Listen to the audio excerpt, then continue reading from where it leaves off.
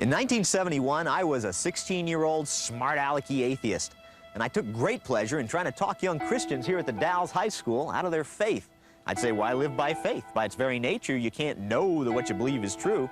The only problem with my philosophy is it was driving me into a deep depression. I'd say, if there's no creator, no judge, if we're just some random product of evolution, then why do good? Why be good? Why even be?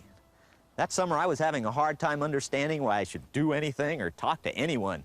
My poor mother was panicking for me as I was slipping into a deeper and deeper funk.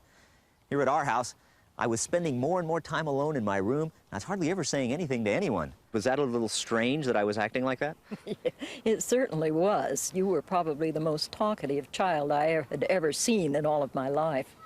Now, Mom wasn't the type to preach to her kids, but finally one July day, she slipped into my room, Bible in hand, and I could see she clearly had a bunch of scriptures marked. And I was going to share these scriptures with you. I'd never yelled at her before, but now I said, don't do it, don't read to me from that book. You became very belligerent. The little demons inside of me were just freaking out. Well, I suggested that maybe you could listen to just one scripture. And how did I react to that? And you threw me out of your bedroom. But Mom didn't give up.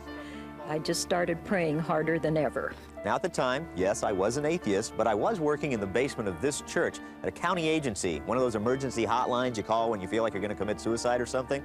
And it was about a week after that wild encounter with my mom that some Jesus people moved into town at that house right over there. They came over to visit our hotline on a Saturday night. Some hotline workers who knew I hated Christians came running to get me and said, Paul, there's Jesus freaks in here. I ran out and met them on this staircase, and I said, you got to get out of here. Then I looked in their eyes, and there was so much love and like the very presence of God that it undid me. I screamed at them, I cussed at them, and then I actually ran away. Those little demons again. But I couldn't stop thinking about those guys and that presence. So the next night, I went over to their house. They called it the Sun House, by the way, S-O-N. And I ended up talking to their young leader for about 3 hours. Now, I could hardly understand a word this guy was saying about having a personal relationship with Jesus, but there was such an utter peace about him. He set off this prickly itching inside of me that just wouldn't go away. 5 long days passed, the itchiness never stopped, and I just couldn't take it anymore.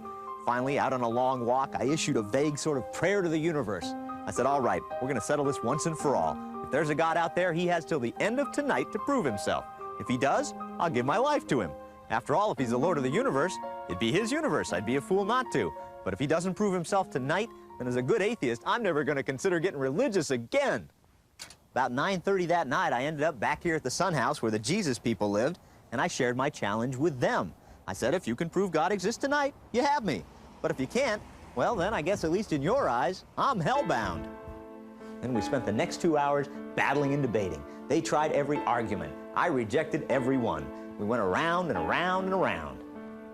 Close to midnight, they finally gave up. They said, look, Paul, there's no way that physical beings like us can prove the existence of a spiritual being like God. Then they announced they were going to bed. Well, I was desperate. I begged them to keep on debating. I said, my eternal soul's on the line, right? They just kept walking up the stairs. I moved to their front door just bathed in self-pity. I began to walk out into the night, but I felt if I crossed that threshold, I was literally walking into hell. But at that very moment, on that threshold, I got the shock and surprise of my young life.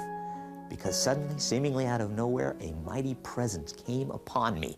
He was powerful and terrifying, yet at the same time, sweet and very appealing.